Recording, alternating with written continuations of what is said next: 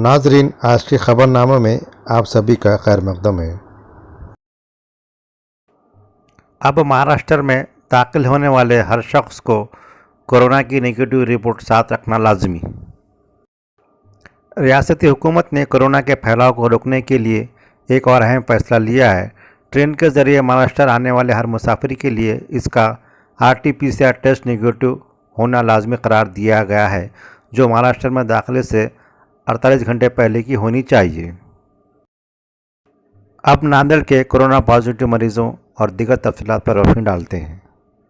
आज 20 मई को नांदेड़ ज़िले में कुल 2563 अफराद की रिपोर्ट मौसूल हुई है, जिसमें से पॉजिटिव मरीजों की तादाद 162 बताई जाती है, जिसमें RT-PCR में 106 और एंटीजन टेस्ट में 56 अफराद पॉजिटिव पाए गए हैं। इसके अलावा आज 435 अफराद सेहतयाब हुए हैं। आज की रिपोर्ट में बताया गया है कि कल 19 मई को ज़िले में 3 अफराद की कोरोना से मौत भी हुई है। इस तरह अब तक ज़िले में 1833 अफराद कोरोना से फौत हो चुके हैं और फिलहाल नांदेड़ ज़िले में 1848 अफराद का इलाज जारी है।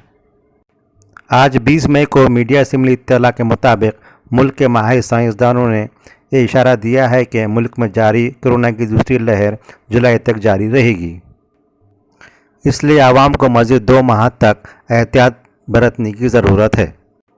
साथ ही उन्होंने ये भी इशारा दिया है कि मुल्क में कोरोना की तीसरी लहर अक्टूबर तक आएगी, इसलिए ऐसा लगता है कि ये साल भी कोरोना की नज़र हो जाएगा।